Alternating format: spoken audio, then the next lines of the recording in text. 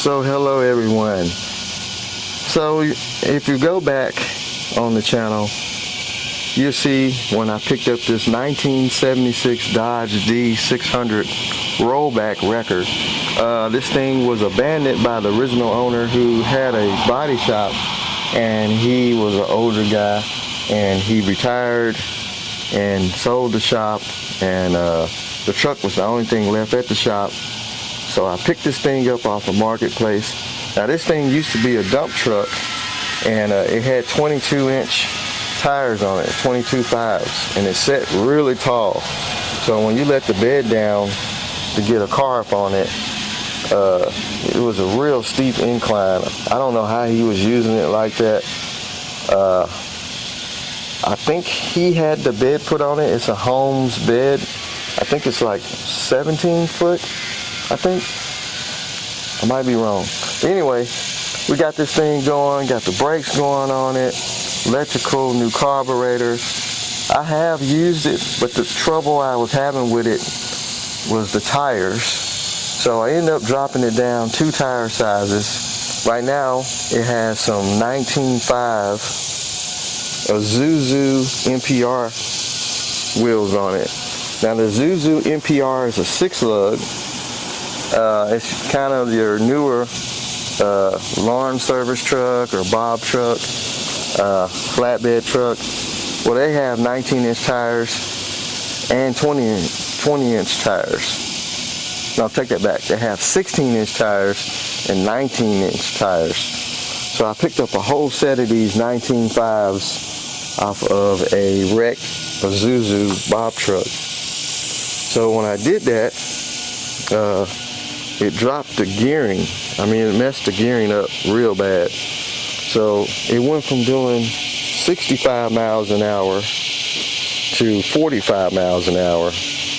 And this thing has a 2-speed rear differential. So right now it has a 583 and an 812. So I just drive it around in low gear, because you put it in high gear and the engine's screaming at you.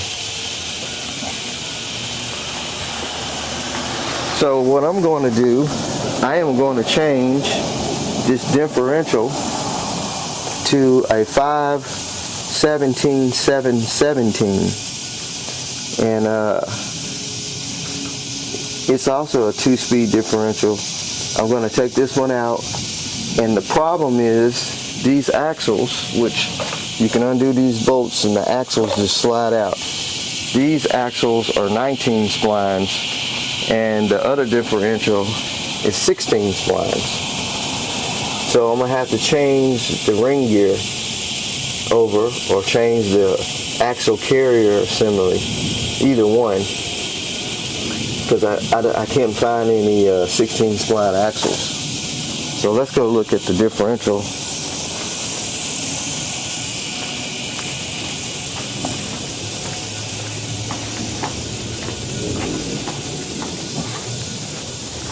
So this is it's actually a 516-716. I mean, a 5, I got it wrote down, I forgot already. Been so long since I messed with it. It is a 514-716 rear diff 2-speed. So, like I said, this housing that your axle goes through, this is 16 spline. Mine is 19 spline. So what I was told, you can take this whole ring gear assembly out, and you can change just the axle housing, your side gear housing, and it should change over. So I'm going to put my 19 spline differential housing, side gear housing assembly onto this ring gear. Now these have the 2-speed setup, so your 2-speed motor will bolt right here, and as you hit the button, it has an electric motor. This thing will switch in and out, so that'll be your one gear there and then your other gear. Now this should gain me possibly let's see, we should be able to get close to 55 or 60. Hopefully get back to 65 miles an hour. And these things are expensive, and finding the right one that fits that axle is really hard. So I looked up, found this one on eBay. A guy had a bunch of them. We worked out a deal outside of eBay, got a better deal without having to pay all the eBay taxes and all that. So that's my plan. Get that differential out of the truck, bring it in here, break both of them down, change the side gear assembly, which bolts to the ring gear. It's inside of there. He also sent me 2 books with it to show you how to break it down, and that was real cool. I mean, you get some real cool people, you know, good people that'll help you out. And he said if I have any questions about it, just feel free to call. Plus he's in Pennsylvania, so it'd been nice if he was closer.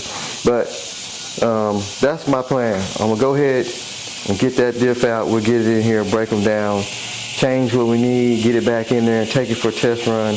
Hopefully I can get up to 60, 65 miles an hour again, better than 45, and continue using the truck. Just be able to get there a lot quicker. So I'm going to finish draining the diff and get some tools, and we'll slide under there and get that bad boy out, because it's going to be heavy. Okay, so I'm fixing to go ahead and get this drive shaft out of the way, get the shift motor out of the way. Now my electronic shift motor does not work, so I have it locked in low gear.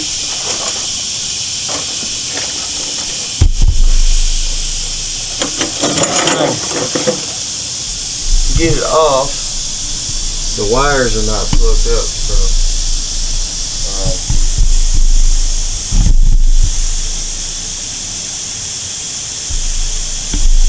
I just gotta go zip tie.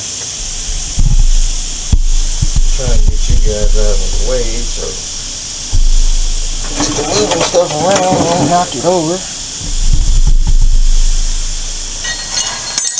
So I'm gonna go ahead and cut this zip tie I got and get this shift motor off.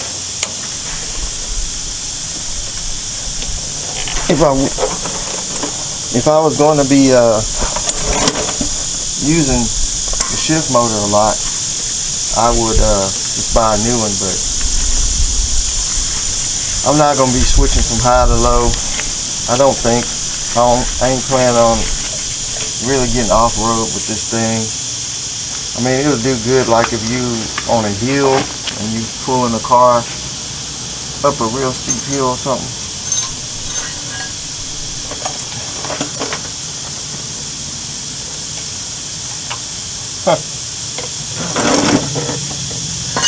Must be 3/4 inch bolts on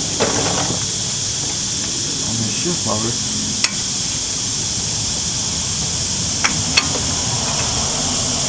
It's covered in grease. It's hard to see. We got mismatch screws.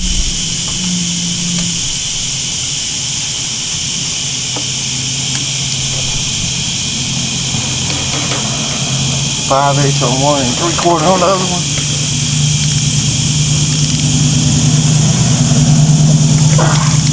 Oh, one of them.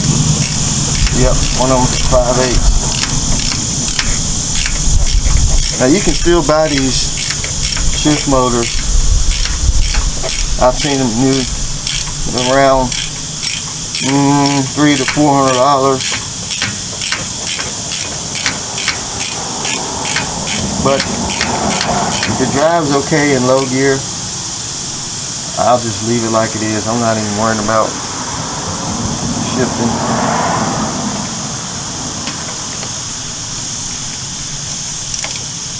It's got a whole bunch of mud.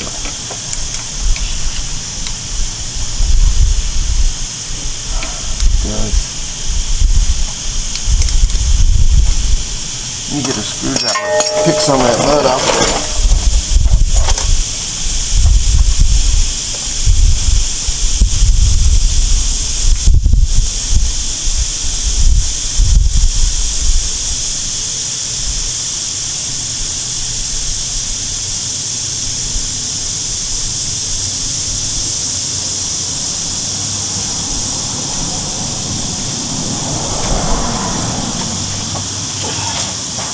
Been waiting on it to cool off some before I do this, because it's been 95 to 100 degrees every day. Finally got some cool mornings around about noon.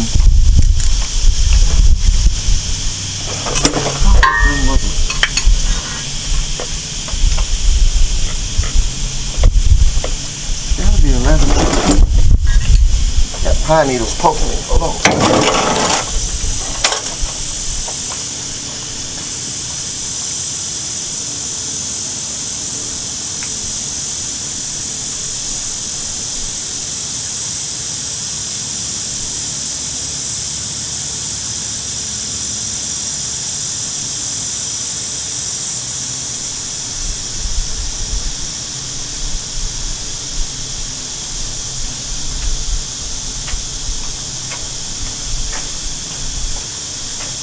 The bad thing is I didn't want to park it where it was going to block it.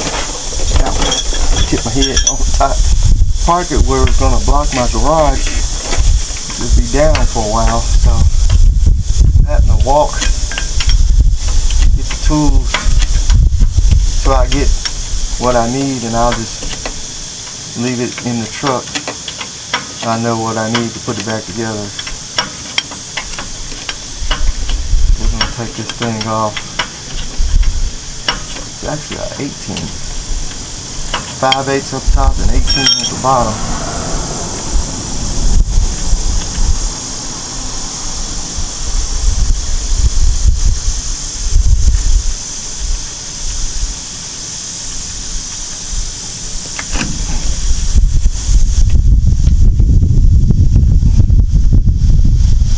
That boot was busted too. So this is the shift. What is that? Washer. So it has that inside of there, has that little arm that goes into this shaft here that's cut out. And as you hit that shift motor button, that thing will slowly move from one side to the other. So I got it locked. There's a worm gear that comes off the motor down to this arm in there. So I have it locked to where it just stays in one gear, because what it was doing, this shift motor is so wore out, if I manually get it to go to the low gear, it'll work itself back down, because the worm gear is so wore out. And there's a little square nut that's on the other side of this thing here that runs up and down the worm gear. It is so sloppy it just falls. So I think we got it shifted to the left. Well, yes, to the left. So that'll be low gear.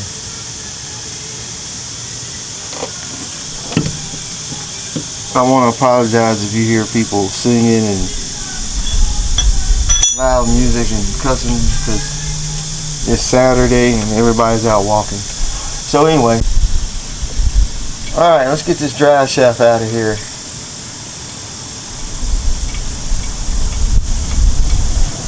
I don't know if you heard that guy singing, but he was just like walking back and forth down the sidewalk.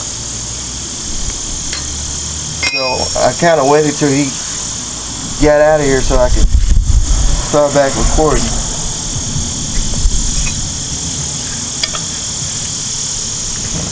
I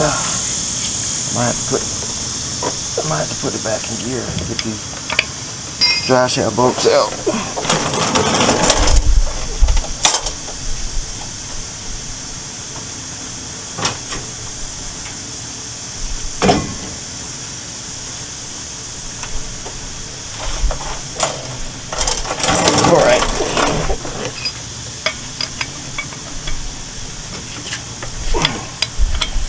dinky drive shaft for this big of a truck. The front drive shaft is bigger, but the back one is like normal size.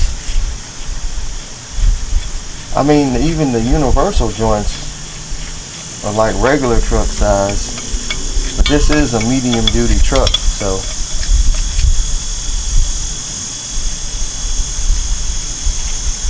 I think that drive shaft will slide off of there. It's gonna be in the way.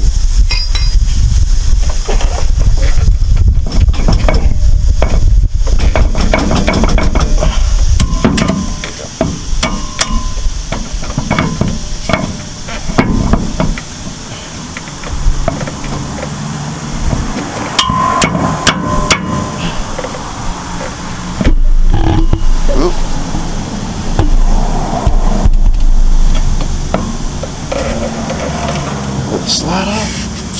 Ugh. Yeah, it will. Oh. Don't worry about that being in the way.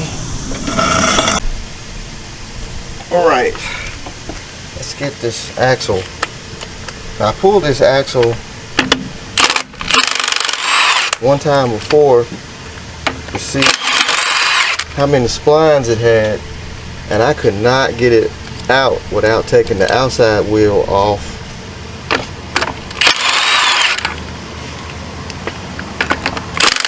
I have to go in from the back side of the flange to get it to slide out.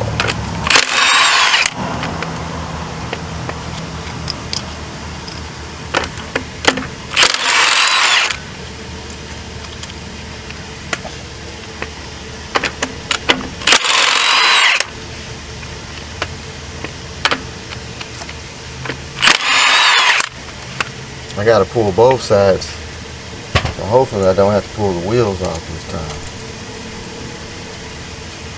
They have some like little bushings that go into the flange. They're spiral shape, and once they go in, they squeeze out. I'm trying to see if there's no more lock washers on there. Let me get a hammer.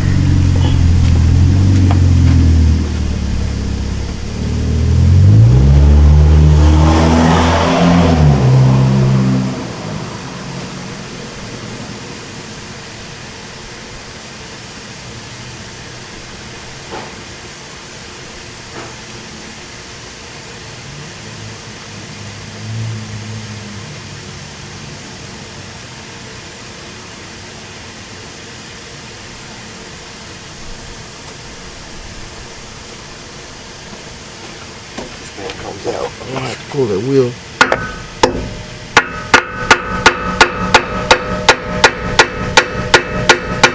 I put it in not too long ago. I haven't even drove the truck. Well, or did I? I think I did.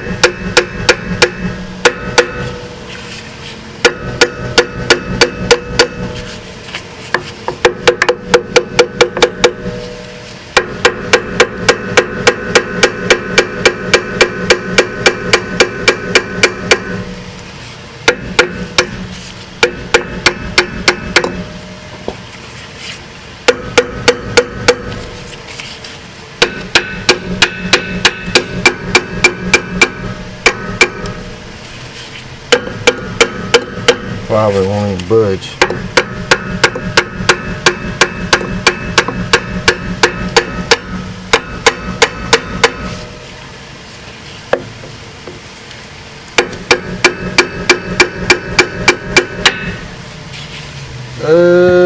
Let me get something, see if I can go in there.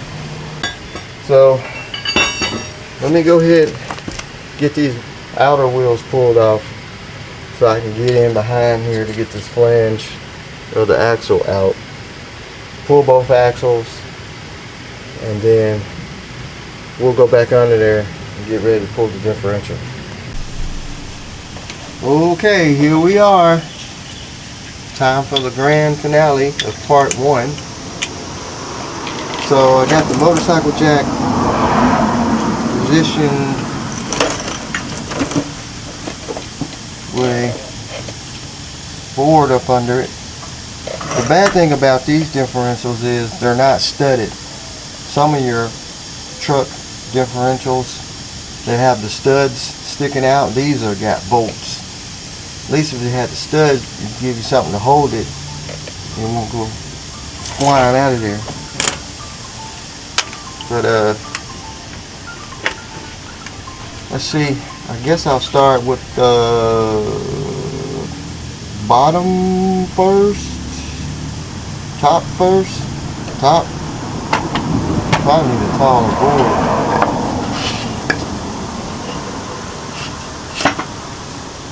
So can I bring the jack?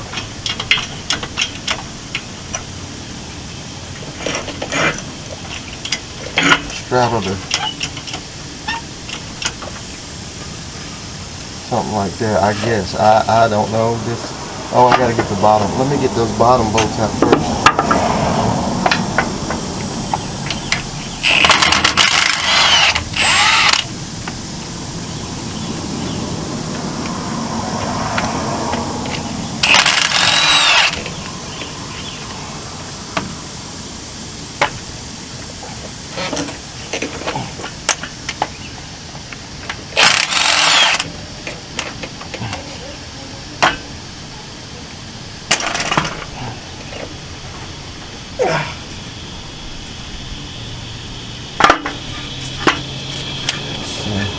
We got those out.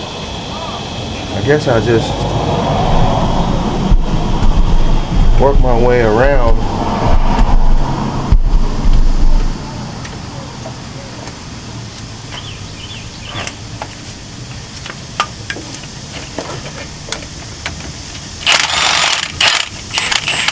The glue, or not glue, but silicone is gonna hold this on. I'll probably leave a couple bolts up top. Then I can break that sealant loose.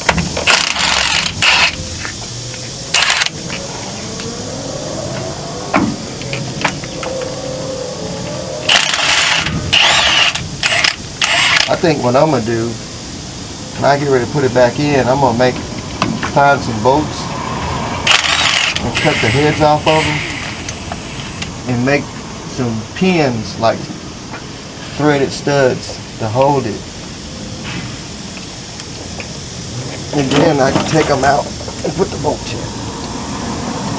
Oh man.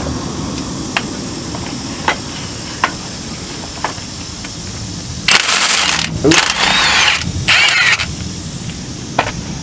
Try to hold myself up. Hold the impact gun.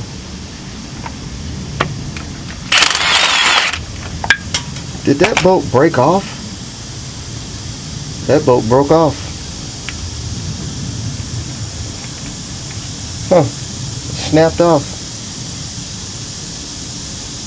That ain't good. That ain't good at all. It sure did. Well, that's gonna be a stud hole.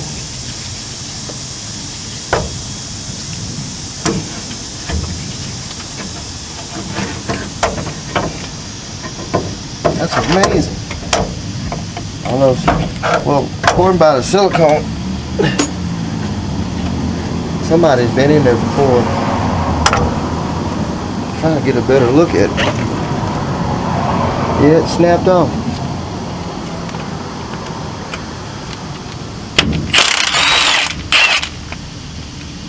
Great. Might be able to get it out with some vice grips. They probably cross-threaded it and it snapped off like that. Probably what happened.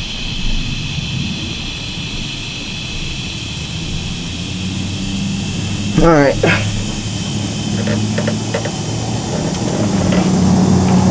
Got one holding it there.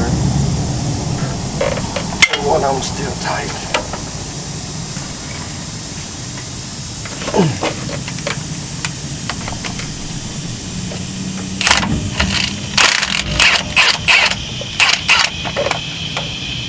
Barely leave that one in there because I'm gonna have to break the seal.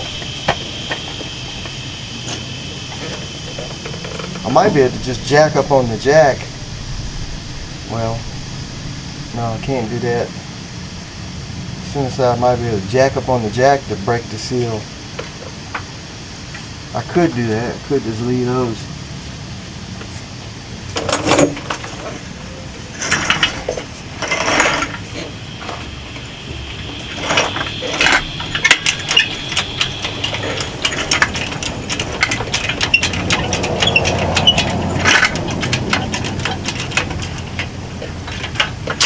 Oh, there we go.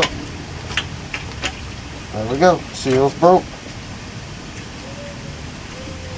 Alright, let it back down.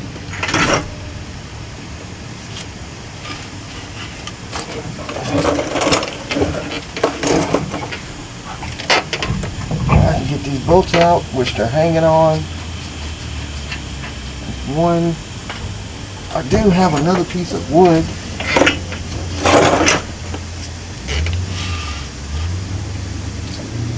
Push right there.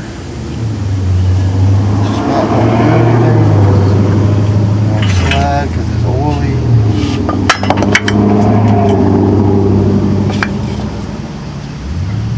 That might hold it some. Tell you what, that's pure weight hanging on there. Go right at the edge of it and jack up. Put this board here, this board here. Pray to God this thing don't fall on me. Because it's heavy. Alright. Let me get this one last bolt out.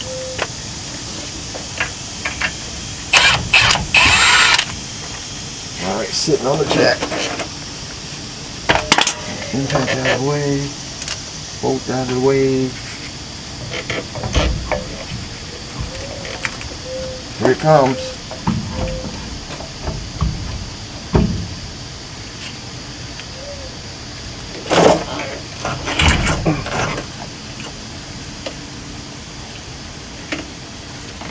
Definitely want to have help get it back in there. Oh man, it's got to come straight out. That sucks.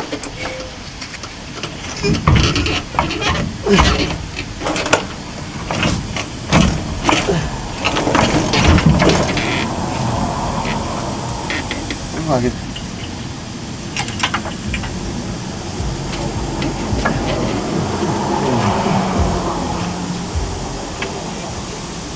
got to come out evenly. It ain't gonna just flop out of there. Maybe I can put this board against. Oh man, I'm in a pickle. I thought it would have just came straight out of there, but let me get up under here. Pull it straight out.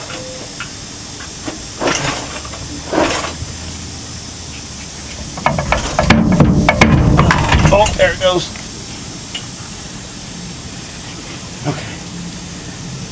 Should come out of there. Just gonna move out of the way. I should have done this when it had the bigger tires. I didn't know. Well, I knew, but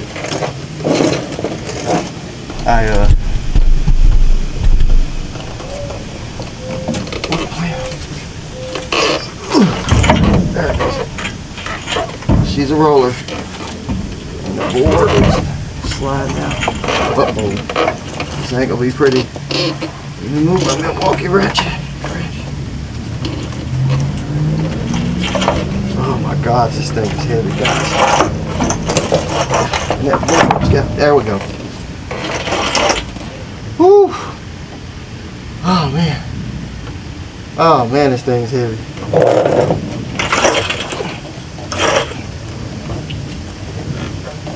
It's out. But like I said, I'm gonna have some help get it back in. Just wanted to go ahead and get it out. Start to process. Oop. Trying to get you guys. I gotta pull it out of here.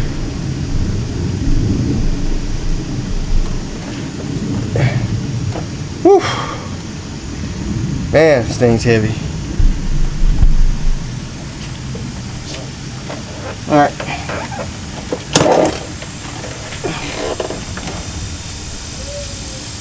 Come down.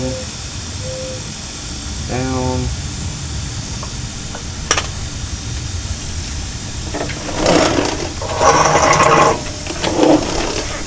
This motorcycle jack gonna roll. Oh, it's got a zip tie hung up on it.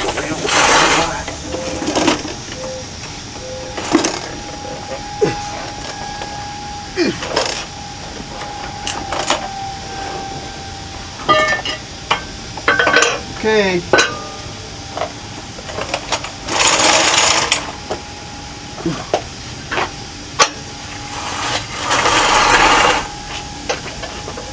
Jack it up just a little bit. Oh, you got to jack it up some. Uh-oh, don't you fall.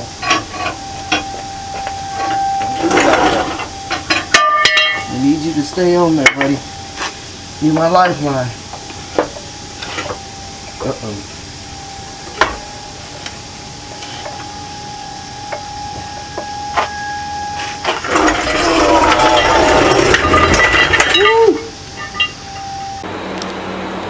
Alright, so I finally got these things set up so I can work on them.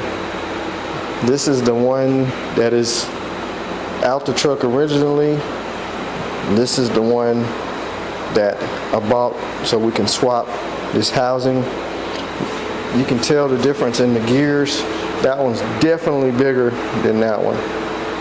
So I got the book that he gave me, and they're just showing how they got it set up in a special stand, and they loosen the bolts there with the bracket or holder and lifting it out. But we're not breaking it all the way down. We just want to take the ring gear off. This gear here we want to get off.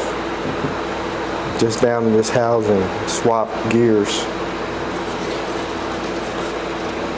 So I'm going to go ahead. I guess I'm going to start on the one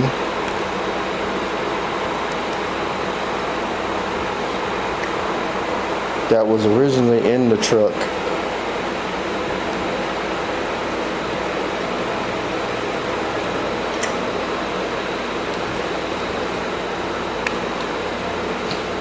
So I gotta get, they got these wire here that keeps the bolts from turning, like if they come loose. And I hope and pray that I can reuse them. It's just like a piece of baling wire. That's all it is.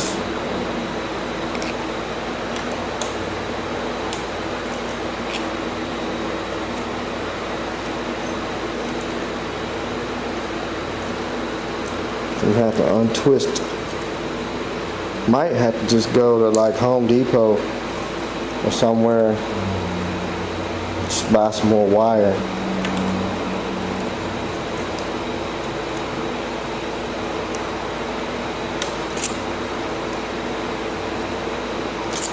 So untwisting that means they got it twisted up.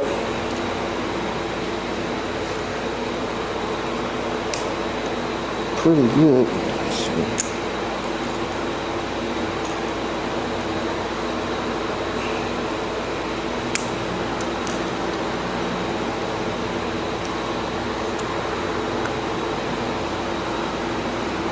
Those bolts has holes drilled in them.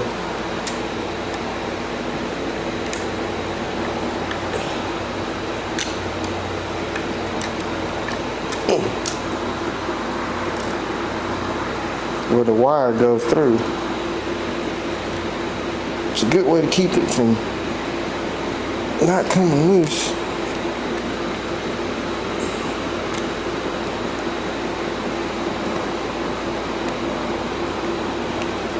These things are really heavy. This was the closest thing I could find to put them in, and I can actually work on them without them falling over.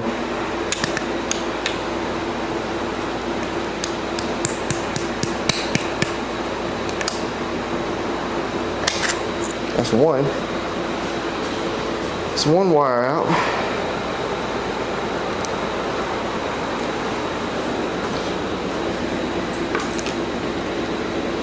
You gotta take them loose to get the bolts out.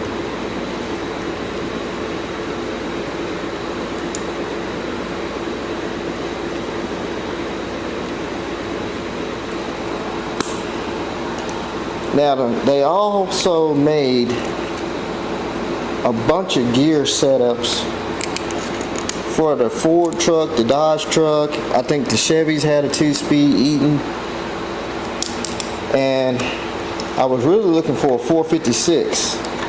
They show in the parts manual a 456 2-speed ram. I called around. I talked to a guy at Spicer, and he said even though it shows it in the manual that they never produced it. I guess it wasn't a real high demand for a 456 because back then people weren't worried about going fast with these trucks. They were made to haul, you know, going down dirt roads and stuff like that. So nobody wasn't really worried about getting on the highway, or, you know, they were always on dirt back roads, country roads. So we got that side loose. Now I need to get this one loose. So that sucked. A 456 would have really got me going. I think that would have put me like around 70 to 75 miles an hour. But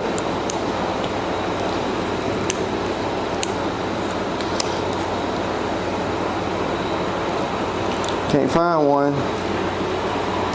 And then, according to that guy, he said they never made it. But it has a part number in the book. And I Googled the part number, and I couldn't get nothing. So, the 514, what this is the next step after the 456. And finding one of these was like a needle in a haystack. Well, that one over there. I could not find one anywhere. I mean, I can find the 583 or 683 rather. I can find it, but the 514, that was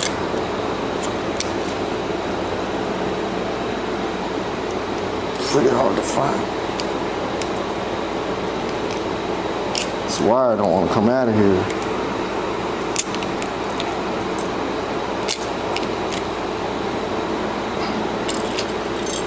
I like to salvage it if I can. Okay. One more for this one.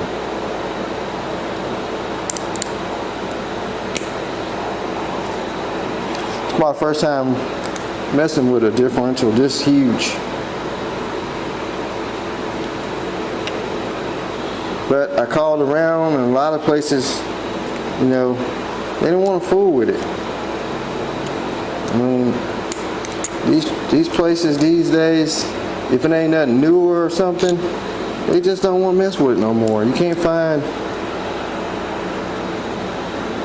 shops around that does a lot of vintage stuff, or, you know, just different stuff. You can't find it no more. All the old timers are gone. So anyway, we got those out.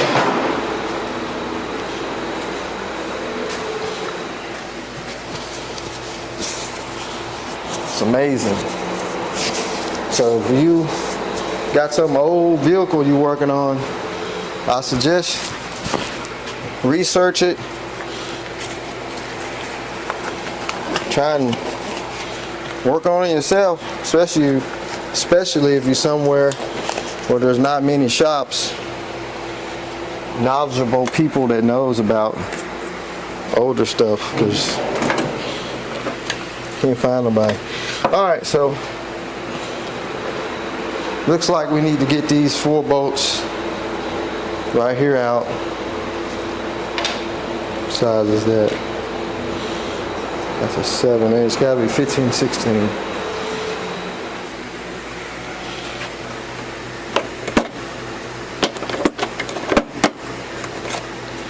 Where's the 15, 16?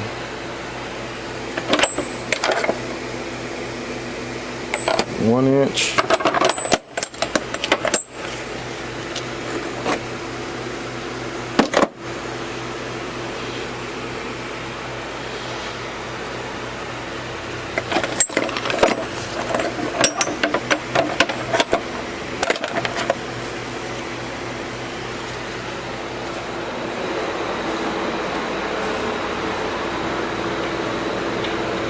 That's not a 15, 16. Where's my 15, 16?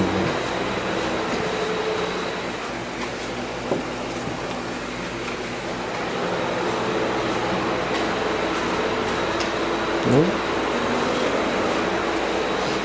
Can't even read the writing on that one.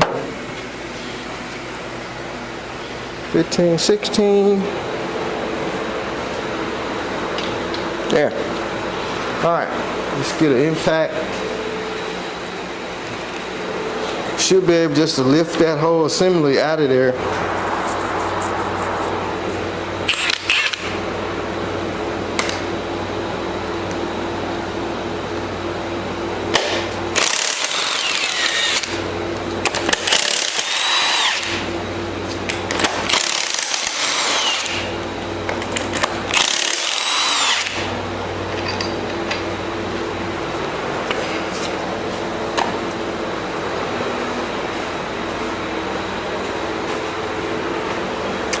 That's cardboard somewhere.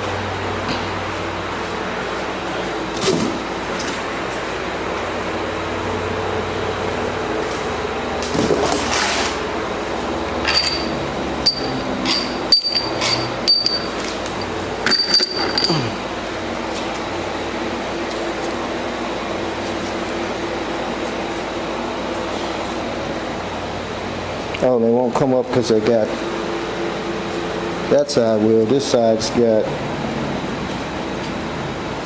2 bolts right here that's got to come out. That's actually holding that from spinning.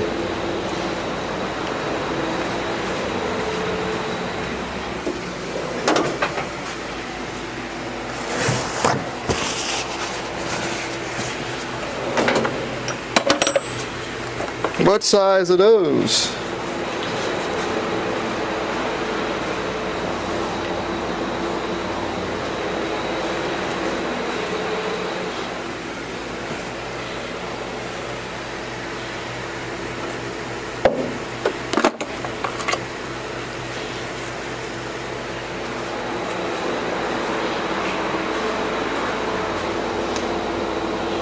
Bigger than a 3/4, so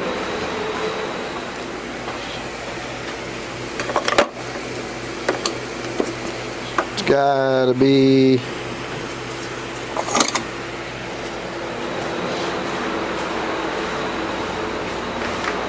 13, 16.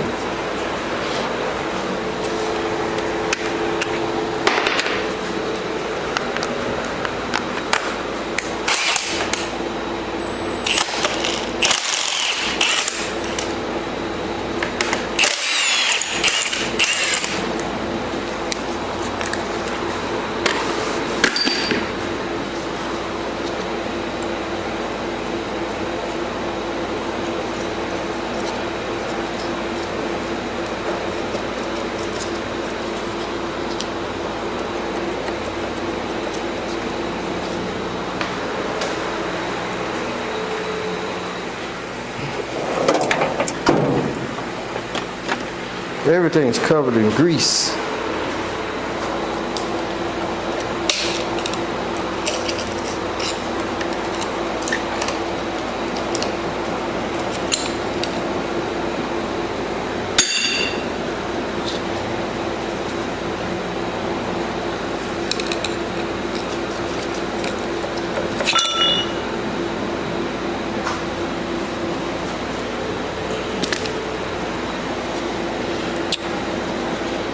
That's your bearing preload there.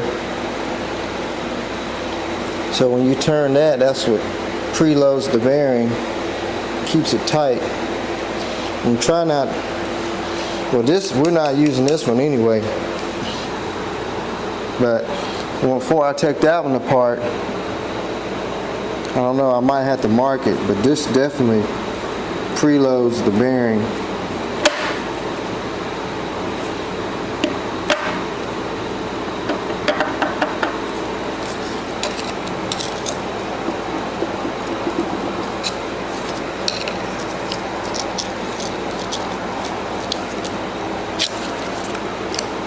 You only can screw up once.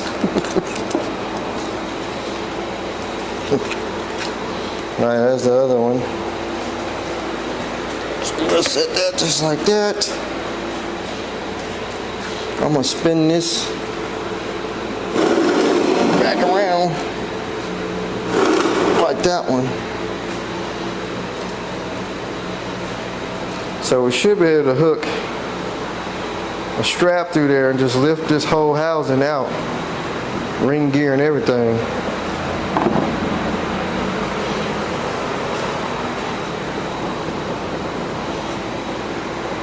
You definitely ain't picking it up. We might have to screw these out of here.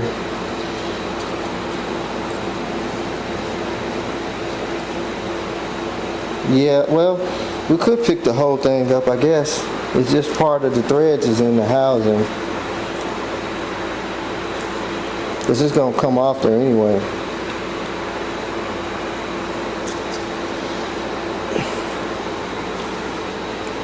We'll see. Let me get the cherry picker over here, get a strap through it. If we can pick the whole thing up out of there, it'd be good. We won't have to worry about screwing those out.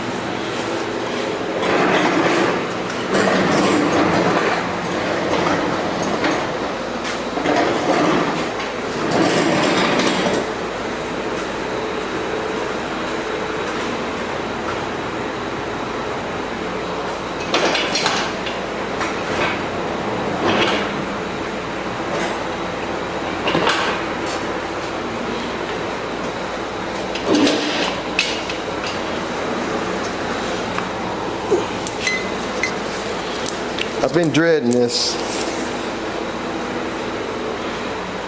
think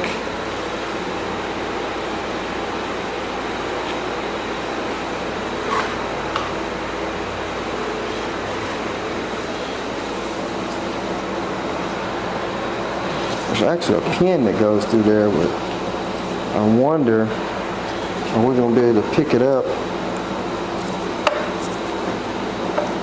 And it slides over this shaft. It looks like it will. The shaft where the selector goes.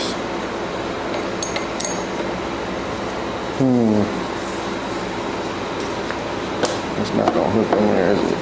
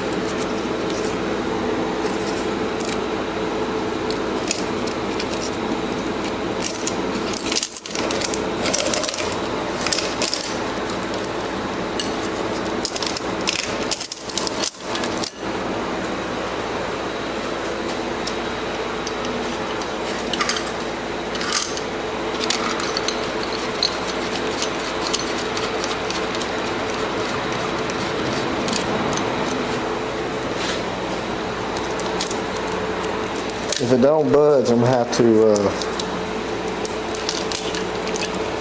take that threaded cap off of there. Hopefully it pops right out.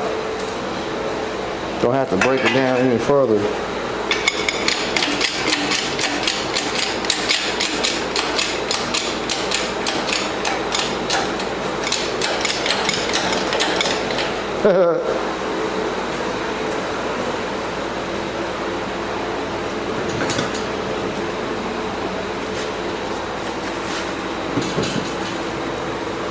Yeah, I don't think it's going to budge.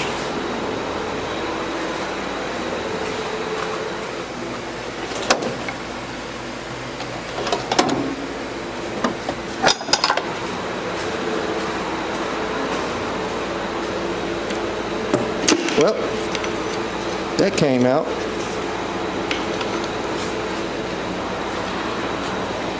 Might have some progress. I was going to take that out anyway.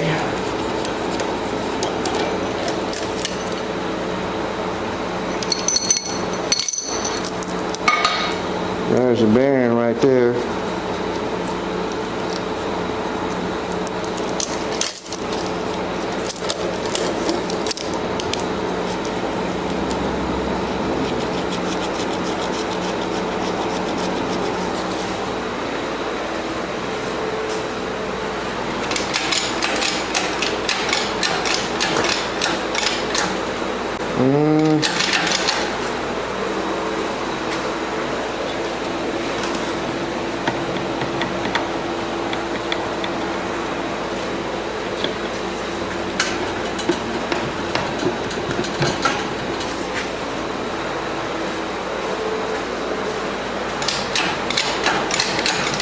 There's definitely something hanging up.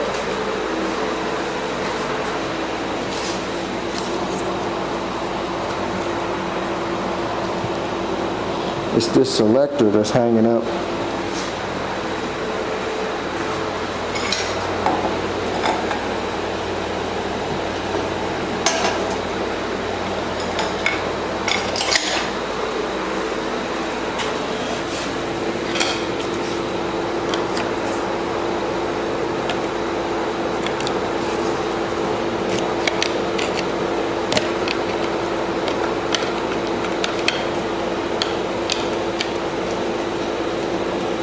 Yeah, I'm gonna have to take this selector out of there.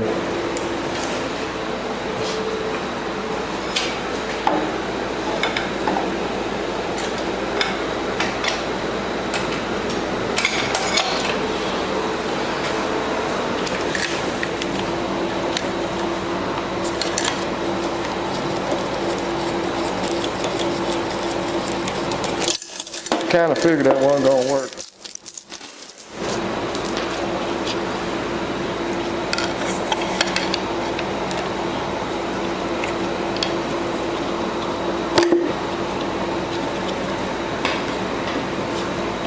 So what I got to do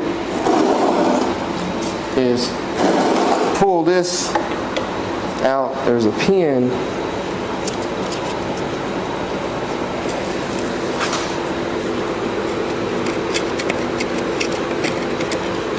guess I need to look in the book.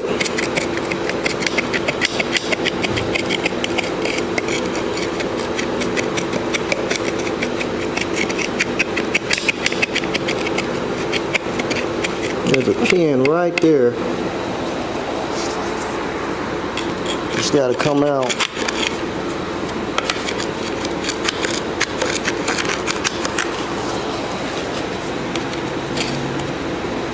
And then pull that off and then slide that out. Thought I could get around it.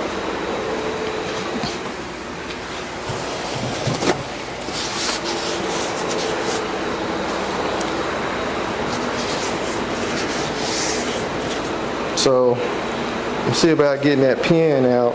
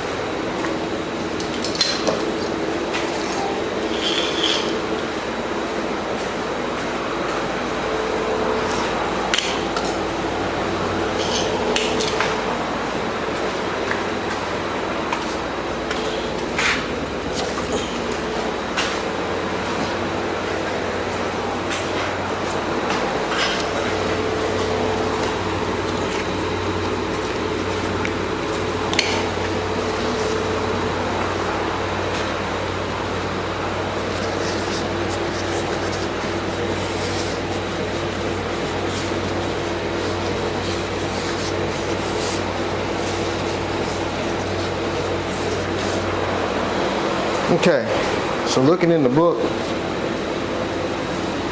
there's a pin right here, so this can come out. I thought it'd just pick up right over it, but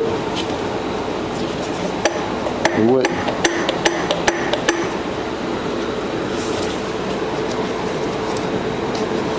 Hopefully it comes out of here. I don't have to heat it up or do something stupid.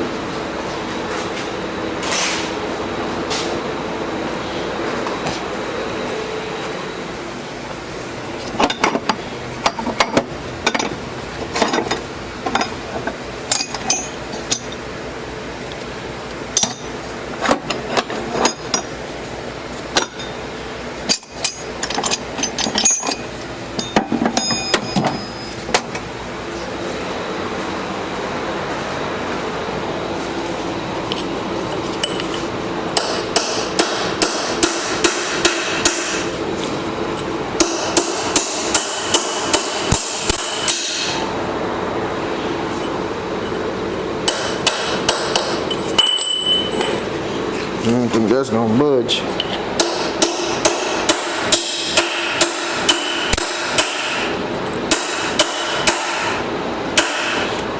I think it's pressed in there.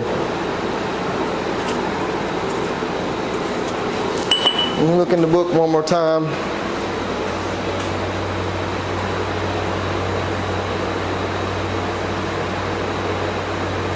Remove shift fork seal and spring.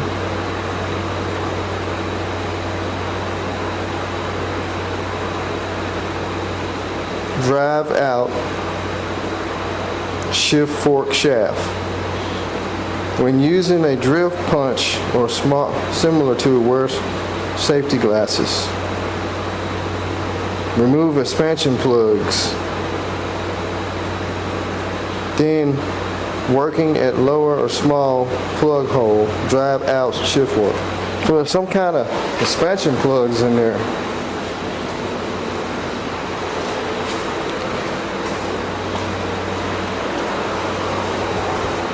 So that's the only way you can get in here. Some kind of plugs.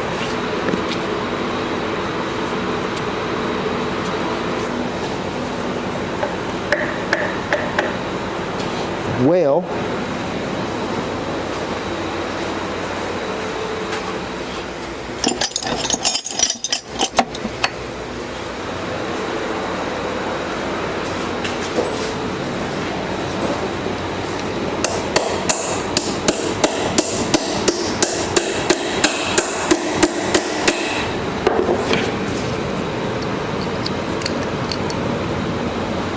don't look like no expansion plug.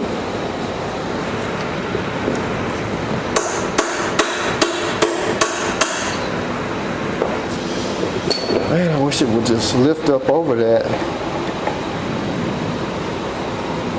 This is moving now.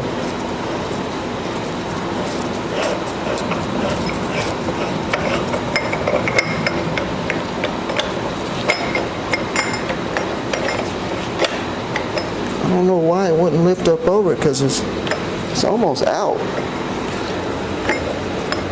Let me try that one more time. I don't think you have to. All right, so this thing here is real loose now. So it should just pick up out of there without having to take that fork loose, because that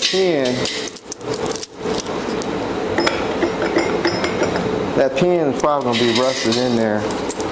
So I'm going to try it again.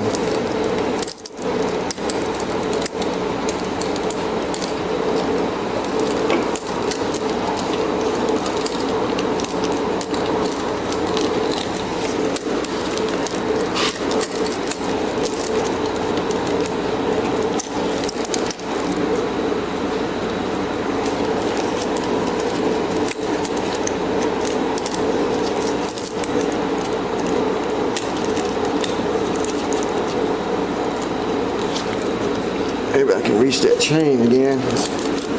Oh, lining up down in there. Just have to get something to push it through. Let me get something to push this chain through. First time's always the charm, huh?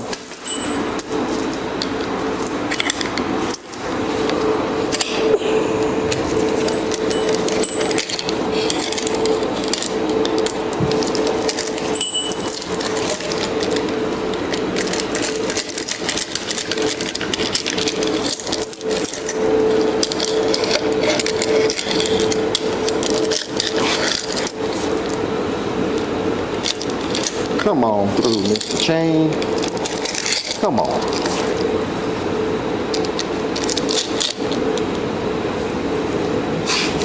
I got a strap, but the hook was too big.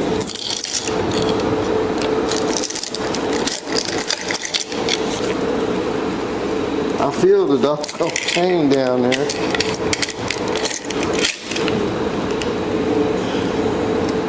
Alright. Let's try this again.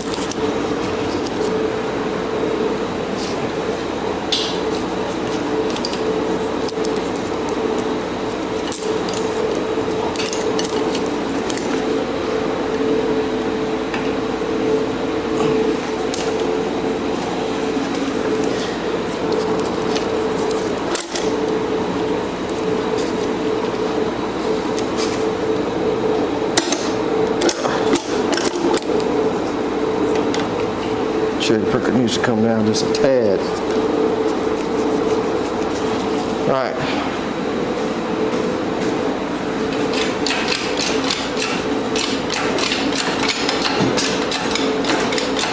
Why is it hanging up?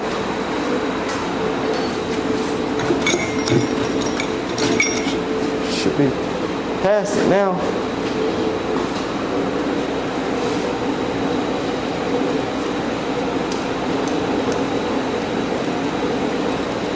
Going up.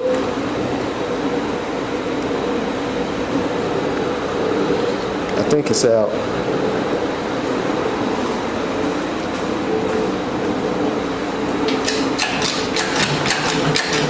Well, was acting like it was out anyway.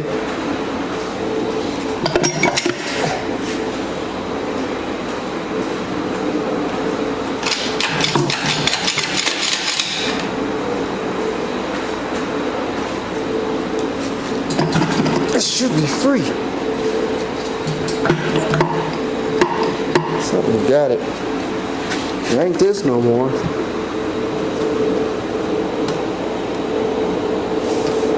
Oh, it's caught on the housing. I see what it's doing. It's trying to pick it up like that. It's got to come around the housing some.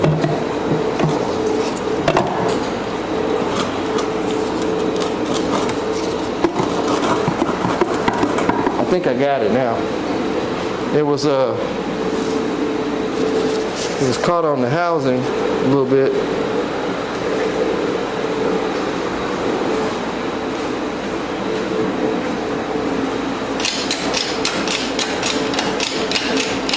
I knew it should come around that fork. It was just caught up. It's got to come out on an angle. All right. So that is out. We can slide this. Damn, this thing's still heavy.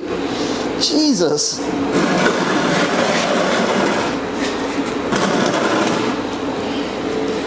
I'm gonna set this down on that piece of cardboard I got.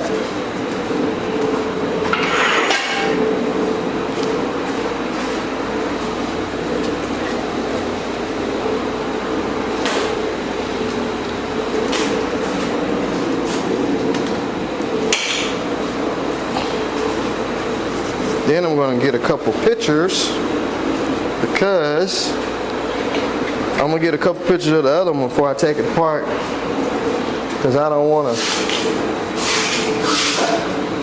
forget something or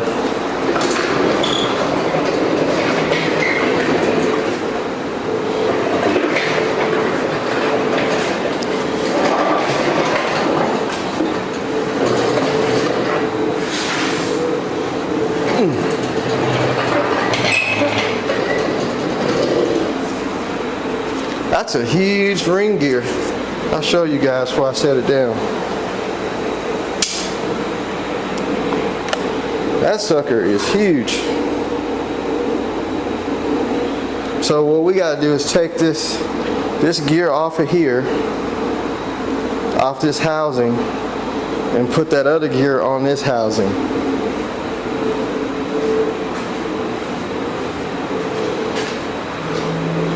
So it looks like it's just those 6 bolts, I believe.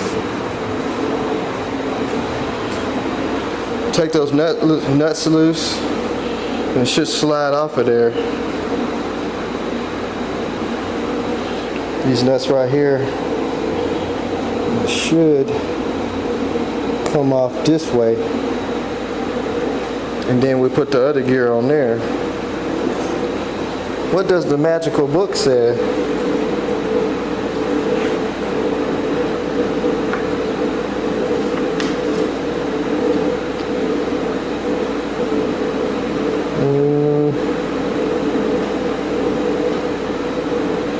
Hopefully it's just those 6 bolts.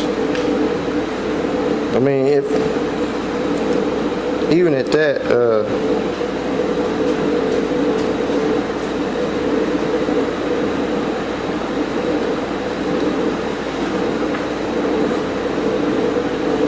so that's the bolts there we gotta take loose, get it off of this housing. Hopefully I just take those bolts loose and come off of there without having to go inside of the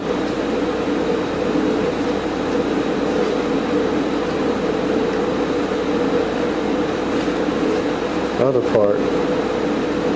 Well, we'll see when we get there.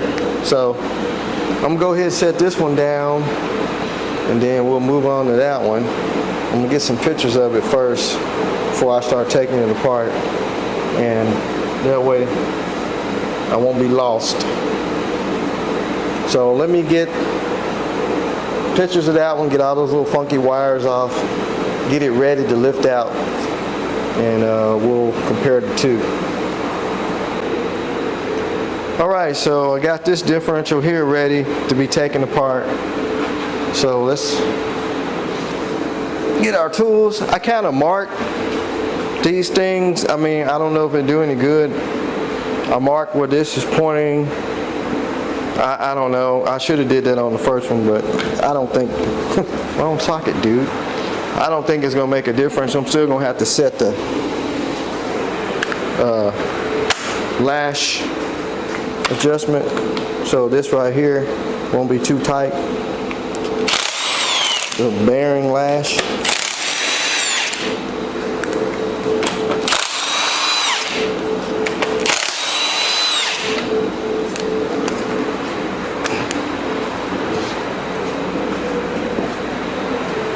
This one should come apart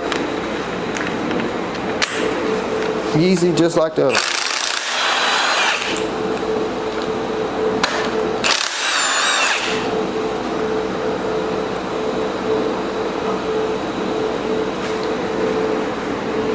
Kind of place to put the bolts.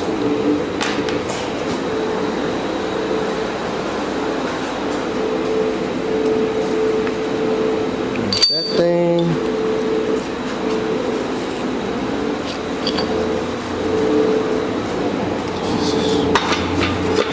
Set that right there.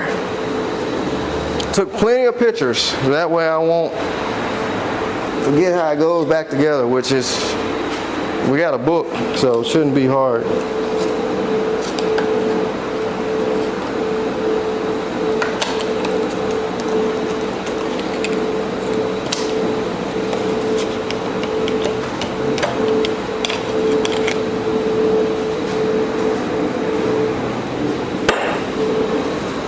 We're going to be using this housing anyway.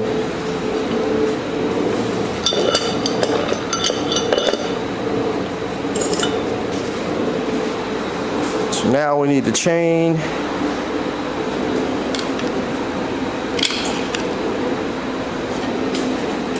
See if I can get it to lift up just a little bit before I put the chain on it. Probably not. Nah. We'll have to get the chain and slide it through there.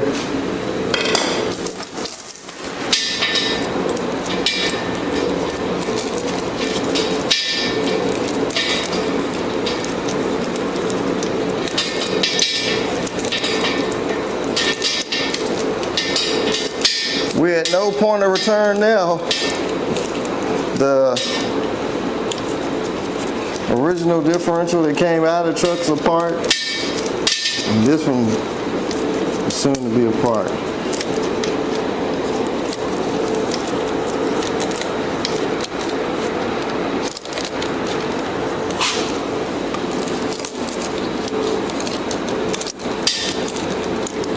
Got kind of warm today. It was cool earlier. It's probably about in the 70s or 80s. Now it's like up in the 90s out there.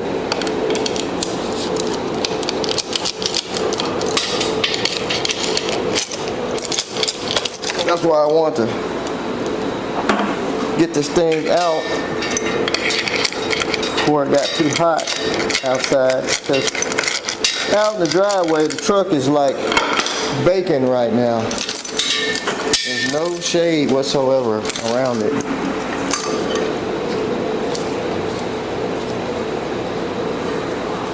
So we're gonna work inside. Got AC, fan. Still kind of warm, but it's better than being out there in the sun. All right. Let's see if I can get this thing up. Whew.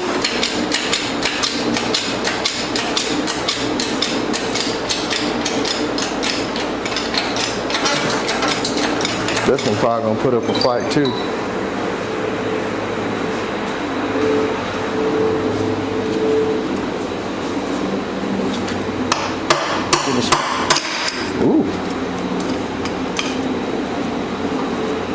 light taps. Oh, that's right, it's on an angle. It's right against the housing.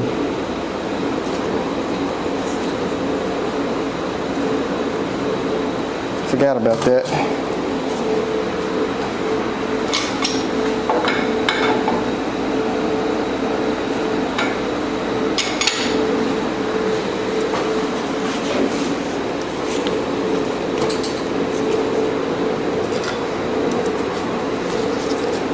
I gotta figure out how I'm gonna get it around there. Same scenario as the other one.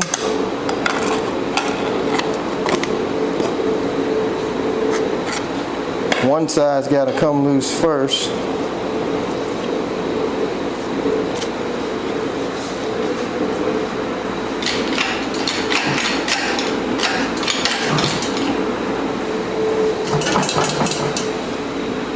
Right against that housing again.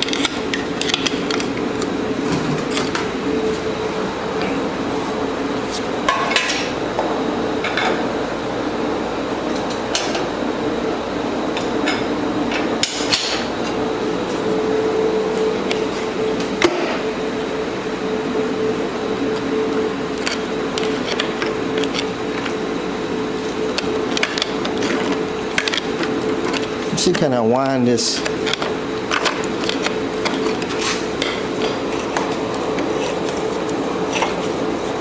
Oh, it's the opposite way.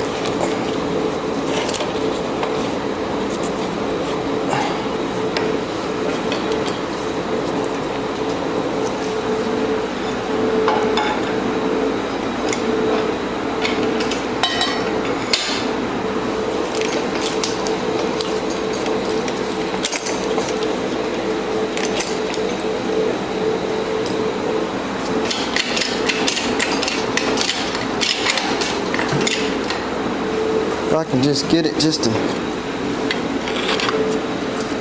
slide around the inside of that housing. This one's gonna put up a fight.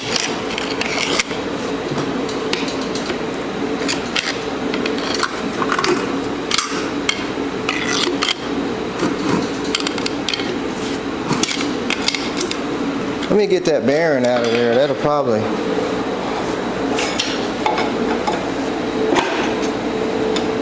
save us some trouble.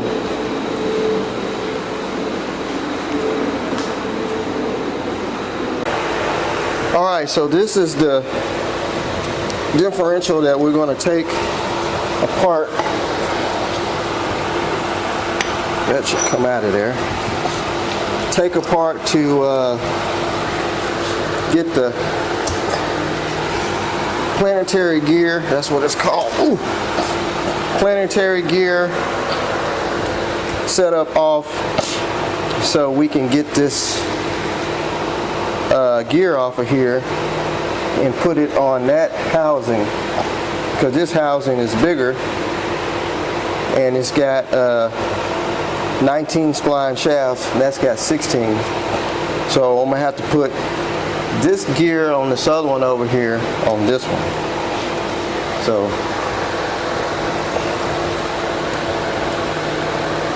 let's go ahead and get these bolts off. So I've been reading up on this thing. It's got a set of planetary gears on the inside. And when you shift that shift motor, this thing here moves those planetary gears to make the gear ratio higher or lower.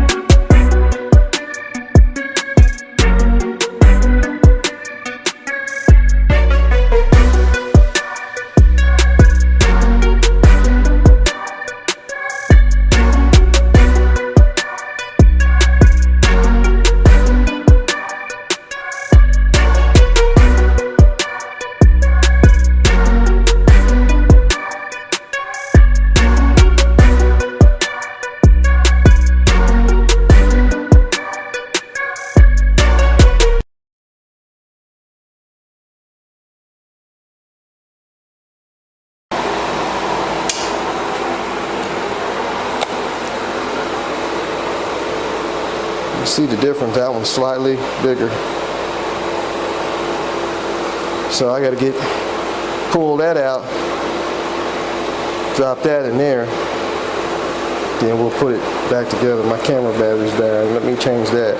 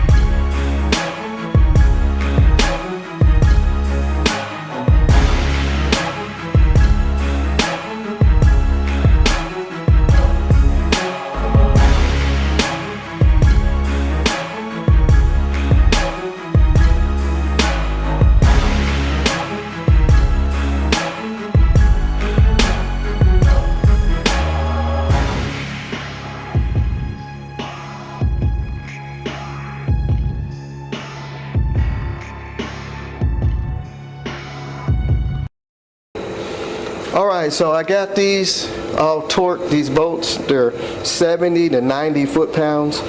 I was looking at the shifter selector shaft, and they're different. And I'm glad I noticed that, because you can look at them.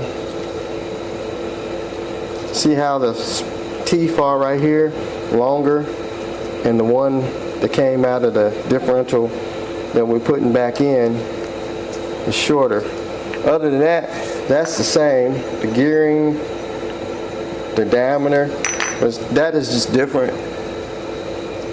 I don't know if you can see, one of them's got a longer teeth setup than the other one. So I'm going to use the one that came out of the diff that we're putting back in, because of that reason. And when you shift this thing, I don't know if you can see it or not, try and get you closer. Everything is just so covered in grease, which is good, but it's hard to keep everything clean, like your hands and the camera. But when you select this thing, the planetary gears in there,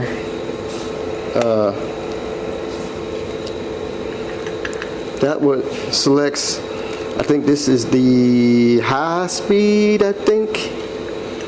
When that thing goes in, selects in, it turns these planetary gears, which switches over to your, this is your, I think this is the low, no, this is low speed. So this is your low speed gearing, this is your high speed gearing. So that's how it selects the gears. It's weird how it's set up, but anyway, I got that thing ready. I got to just get it in housing and torque those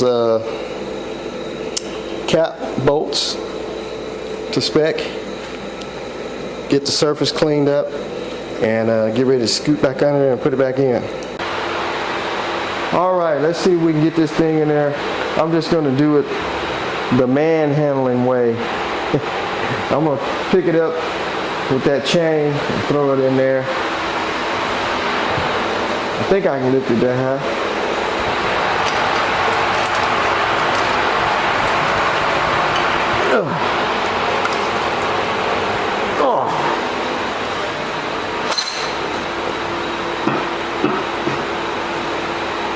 This might be a bad idea, but I can swivel it past that, past the housing.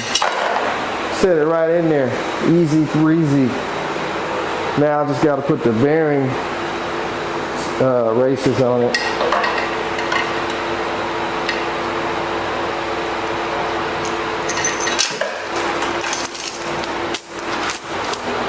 Should be able to do that with a crowbar. Just raise it up, put the bearing races on both sides.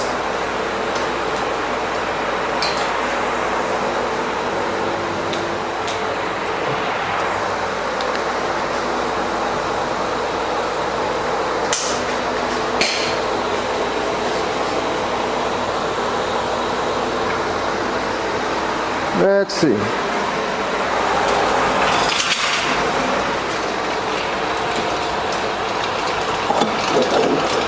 See, the bigger bearing is on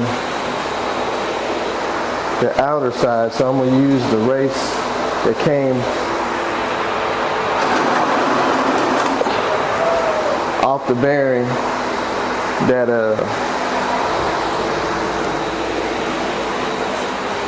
was already on the housing that I took out of the old truck. I mean, old rear end. So I should be able to just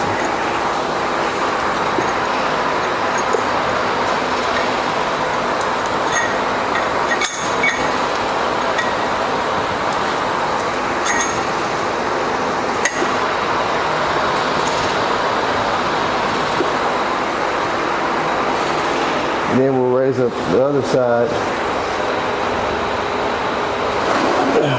slide that one in there.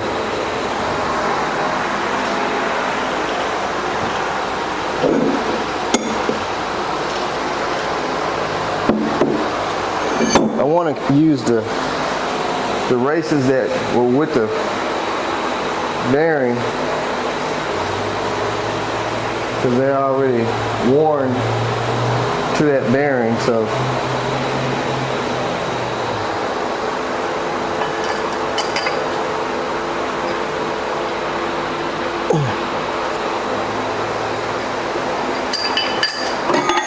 that one slipped out. Maybe I should have put the collar on there that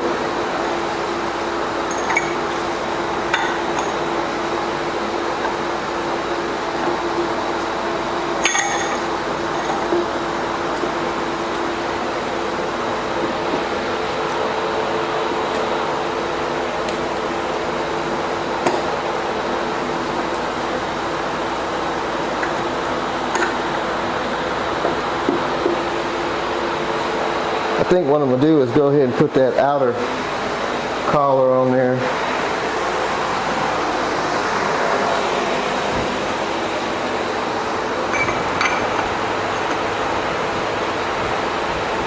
Really could just put the bearing cap back on it. That'll keep this from sliding. It shouldn't slide though.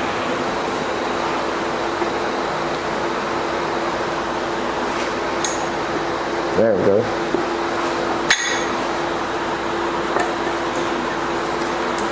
It's hard getting it.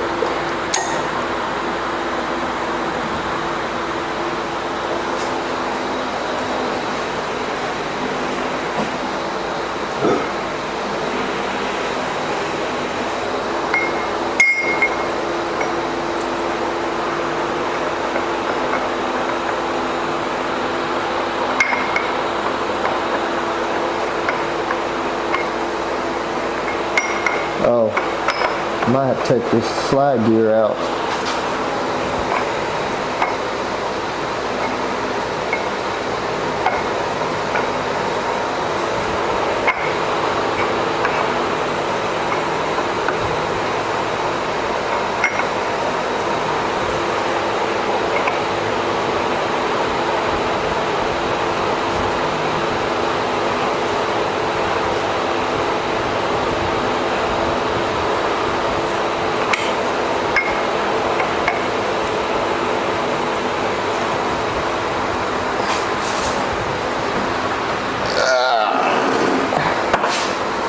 More light.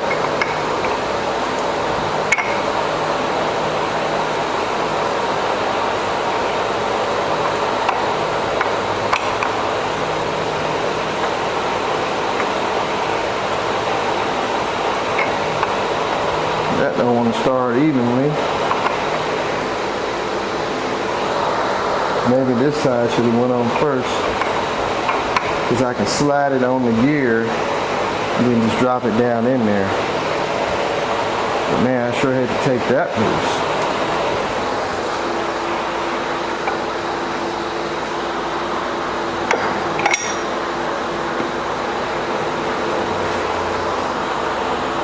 I think that did it there.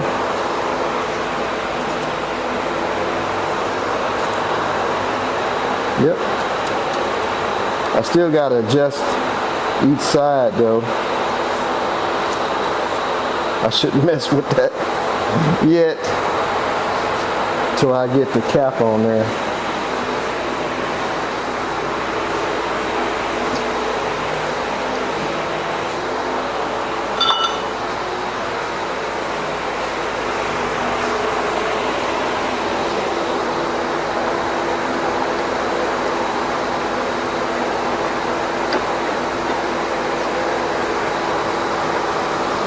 Get excited sometimes messing with stuff, then you mess it up.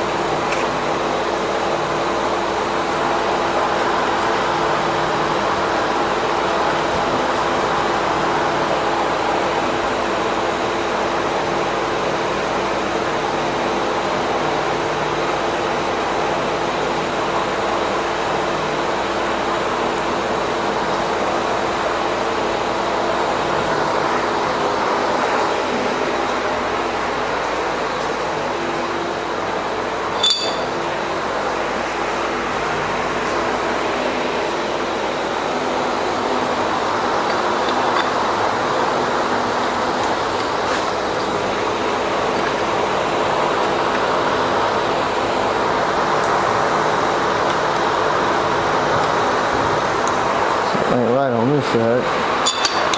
There we go.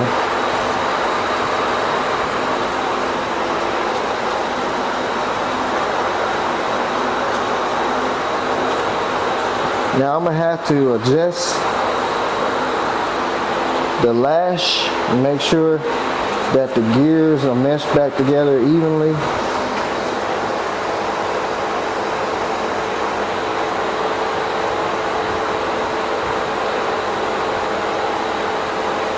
So I'm not going to tighten this all the way down, but we can kind of spin it. You don't want it too loose and you don't want it too tight. So I got to figure out how to adjust the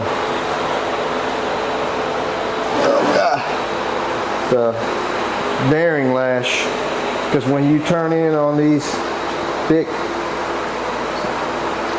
spindles on the side, the big castle nut things, they tighten the bearings up against your housing. You want it to be smooth, but you want it to be straight.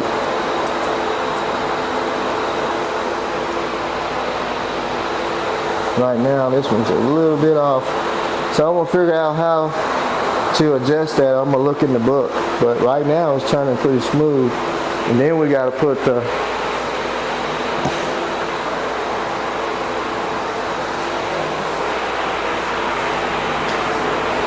put the fork back in there. That's going to drop in like that. I got to put the boot back on it too.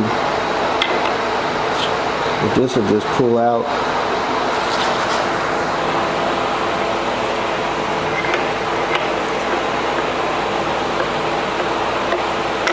Like that.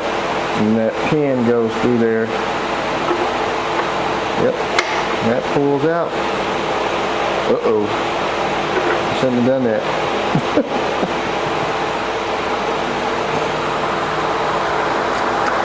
There it goes.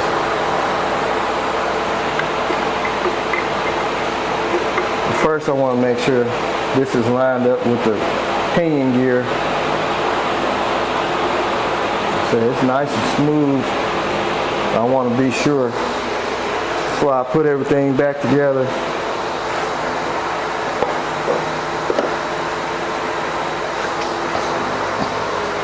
And we got to put this thing here. It goes up and faces the back side of the gear. There's a spring.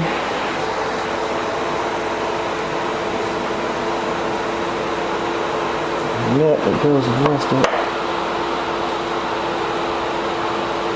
I don't know where that was.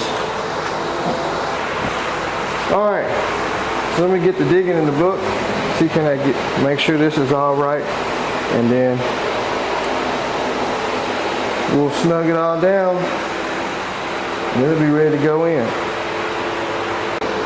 Okay, so I was looking in the book and they were saying that to adjust the backlash, you want to make sure with a used gear that you're reading markings like this on the ring gear. And what you do is you paint, it said at least 12 of those teeth, let it dry, and then you spin it around. And with a used gear, it should have that marking. With a new gear, it should have that marking. And you can see it says heel to toe and root to toe. So these are the incorrect ones over here.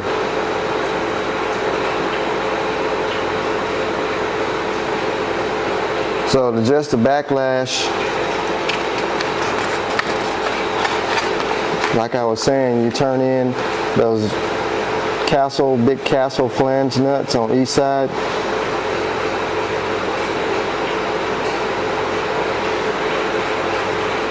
I did take the bearings back out and lube them with some assembly lube. You don't want to use heavy grease on it because it'll stop the oil flow going through the bearings. So I took some white appliance paint I had, spray painted these white, and I'm waiting on it to dry up. It should be dry by now. But what I'm going to do is roll it, and I'm going to look for the markings coming from the pinion gear that'll be on the teeth. And we'll look and see if it's like it is in the book.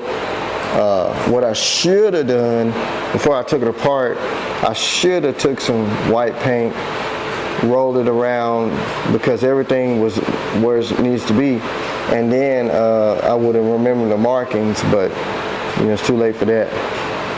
So I think it's still kind of sticky. I really want it to dry up really good. I don't want it to rub off, because you'll see the pinion gear. You see it grab hold of those teeth as it goes around. Now I preloaded the bearings. I ran these all the way in till they stopped. Then I backed them out. I just felt the drag. So now it has a drag on it. But I marked that before I took it apart completely. But you don't know really where it needs to be. It can be 180 out or 180 in. But anyway, I'm waiting on that paint to dry up just a little bit more, Matter of fact, I'm gonna put this light on it. It puts out some heat.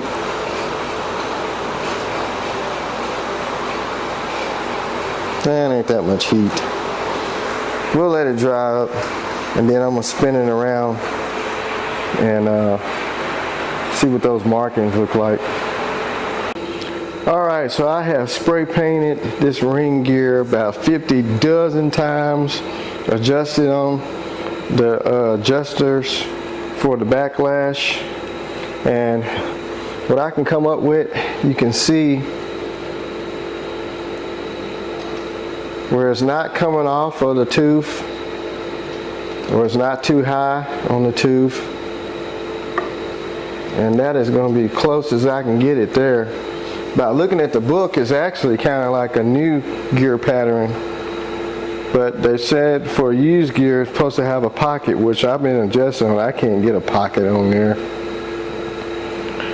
but you can see this is incorrect, that's incorrect, that's incorrect, because you can see where it's too high on the gear a little bit, and that's too low.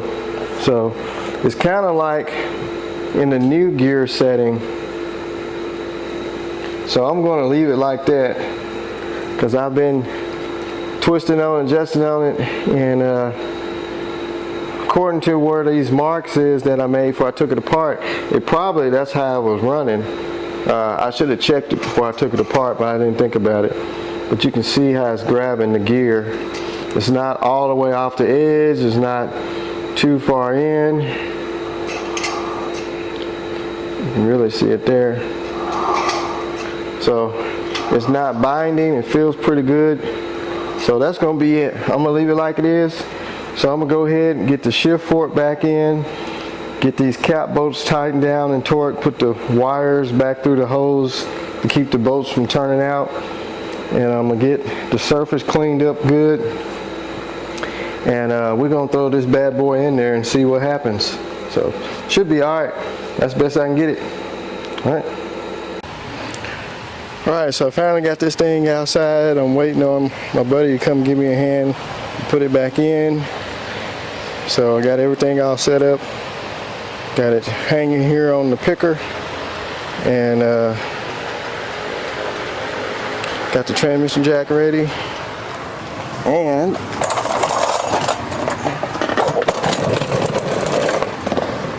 I don't know if you can see it, but I made 2 studs, just took some bolts, cut the heads off of them, and that way we can just kind of hang it up there while we put the other bolts in, because that thing is real heavy, and it's going to be more harder to get it back up there than taking it out. So I just wanted to go ahead and try to make it a little easier, making some stud holders, because this thing just got bolts. Got it all cleaned out, got the gasket surface clean, got some silicone to put on there.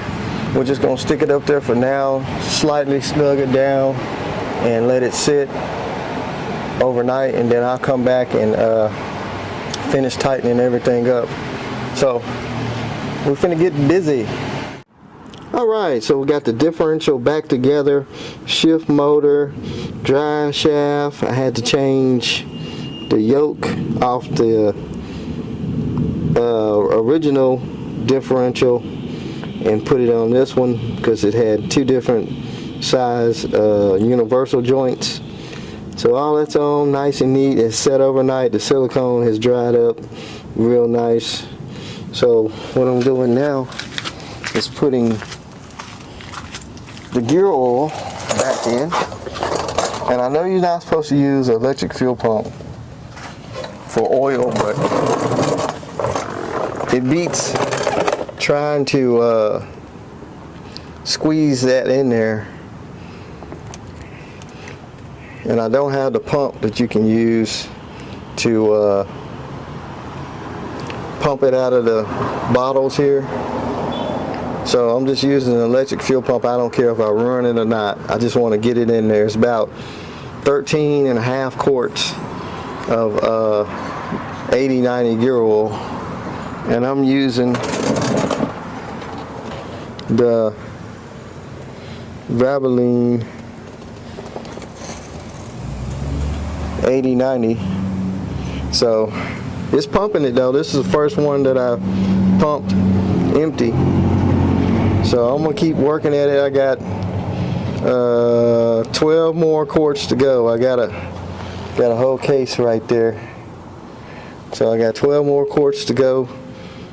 Get it pumped in there. It's got to come up to the bottom, right at the bottom of that check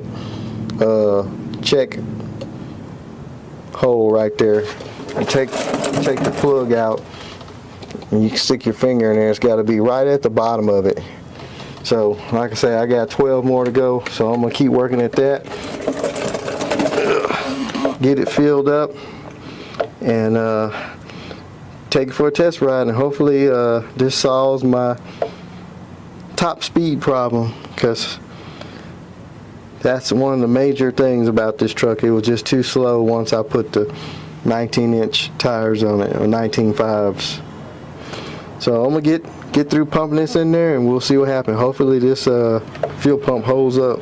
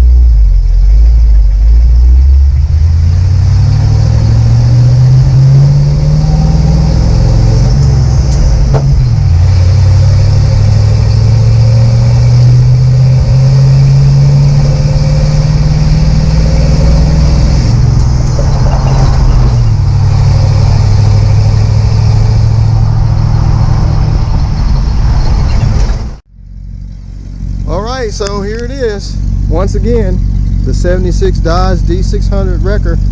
So it's doing the best it can with the gear change, and that's just going to have to be it, because I can't find a lower gear to put in it.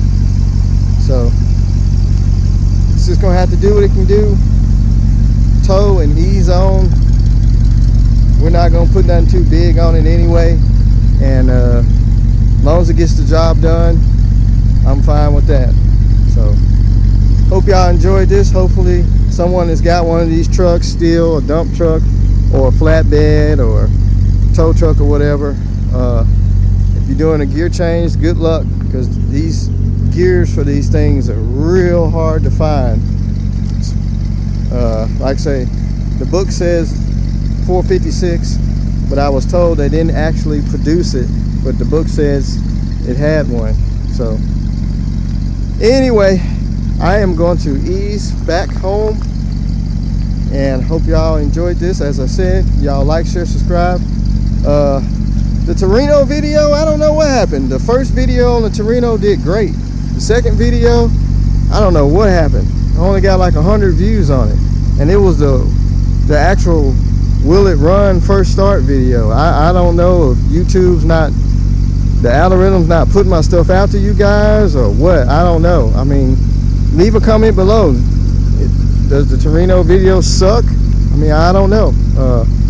I found it hard to believe the first video, when I first got it and we was playing with it, got a whole bunch of views, probably about 2,800 views. Second video, 100 views. I'm like, what's going on? But anyway, y'all go and check those videos out. Check out all of them. Thank you for being a subscriber. Remember, hit that like button. That's it. So I'm gonna ease this old girl back home. I think we got some rain that's fixing to come in. The wipers don't work. So check out second channel, RPM Auto Moto, and just make sure y'all watching the videos, got your notifications on and everything, so when they come through, or if you don't, just hit my channel up, make sure you watching the latest videos. I mean, that helps out a lot. I hate doing a video, spend a lot of time doing a video only get like 100 views. I mean, some of these videos take time to edit and a lot of work. I mean, I ain't expecting everybody to watch the videos, but at least get, you know, a lot of views on them anyway. It makes me feel like I'm actually accomplishing something. Anyway, that's gonna be it, guys. I'll holler at y'all later. I am fixing to head out of here. Peace out.